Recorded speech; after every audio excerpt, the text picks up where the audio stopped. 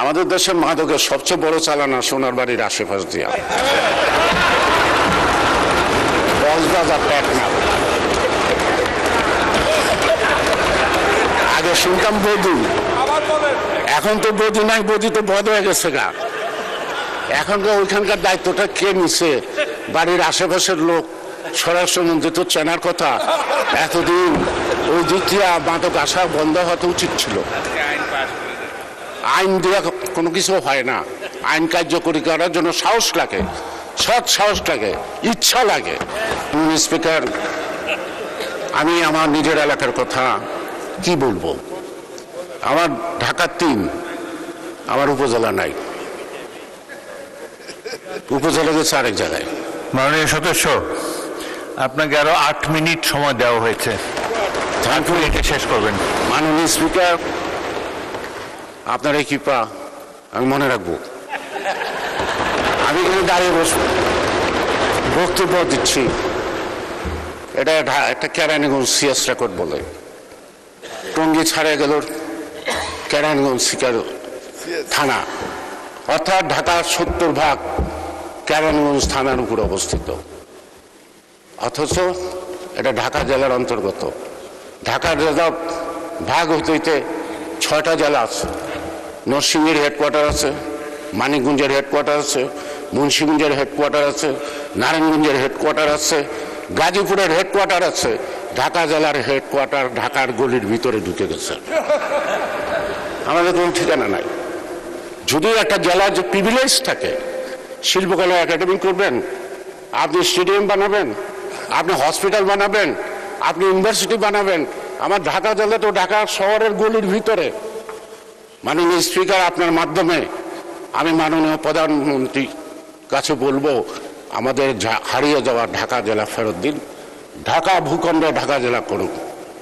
তার জন্য উচ্চ পর্যায়ে সংশ্লিষ্ট মন্ত্রণালয়ের মাধ্যমে একটি কমিশন গঠন করে সমীক্ষার মাধ্যমে কোনটা কোন জায়গায় মানানসই, কোন জায়গায় হেডকোয়ার্টার হবে, কোন জায়গায় ইউনিভার্সিটি হবে, কোন জায়গায় স্টেডিয়াম হবে, কোন জায়গায় কোনটা হবে। কারণ ক্রমবর্ধমান এখন ঢাকার আরবানাইজেশন হচ্ছে অপরিকল্পিত। এই অপরিকল্পিত আরবানাইজেশন একসময় ঢাকা জেলার মানুষকে দুর্ভোগে পড়তে হবে।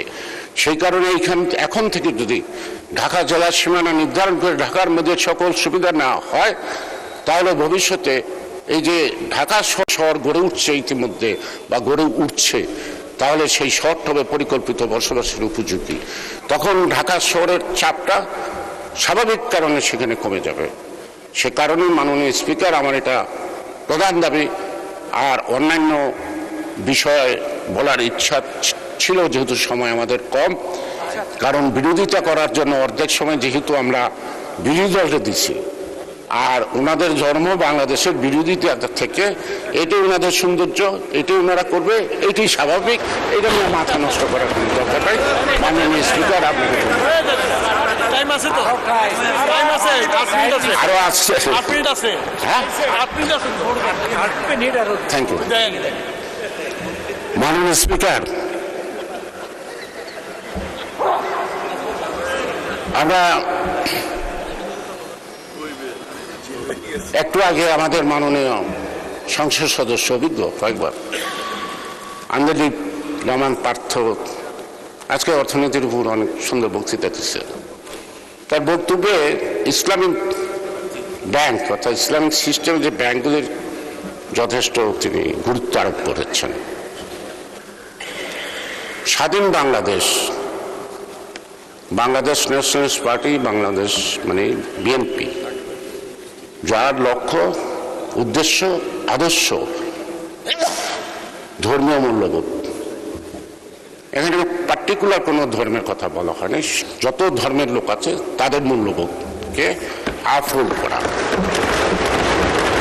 আমি একটা ইসলামিক ব্যাংক এর ডাইরেক্টর,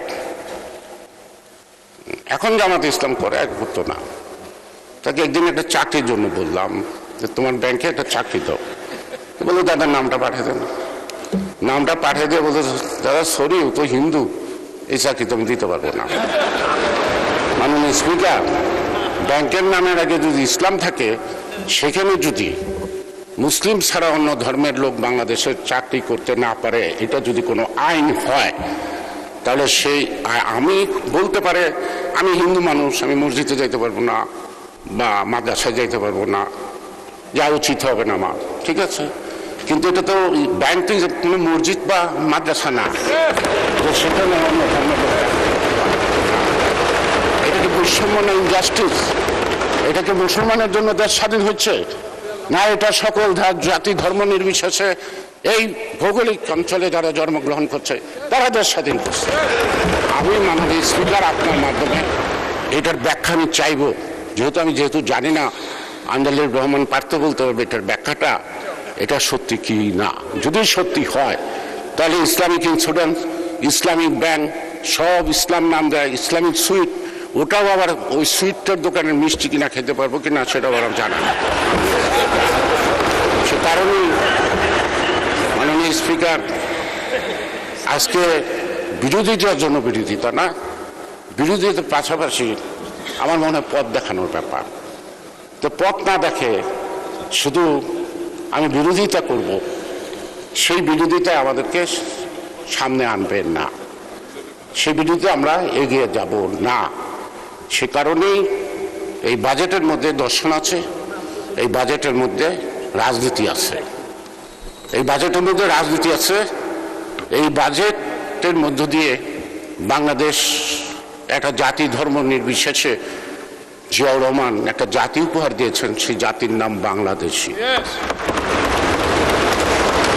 জিয়াউর রহমান কিন্তু এটা ইসলামিক বাংলাদেশ ঘোষণা দেন নাই, তিনি ধর্মকে আফল করছেন, অর্থাৎ সকল ধর্মের মূল্যবোধ। সকল ধর্মের মূল্যবোধ মানে কিন্তু একই লক্ষ্য। কোনো ধর্মই মানুষকে খারাপ কথা বলতে বলে নাই, কোনো ধর্মই মানুষকে অসৎ পথে চলতে বলে নাই, কোনো ধর্মই কিন্তু খুন খারাপি রাহাজানিকে পছন্দ করেন নাই।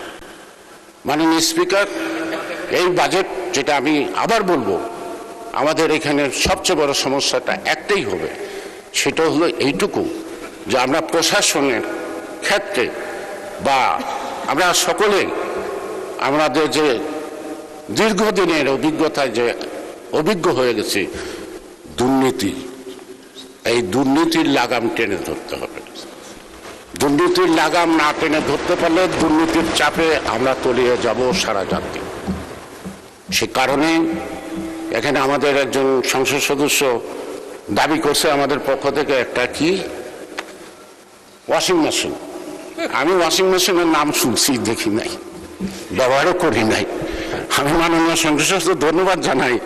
আপনার যদি দরকার হয় আপনি স্পিকারের কাছে চান, আমার দরকার নাই।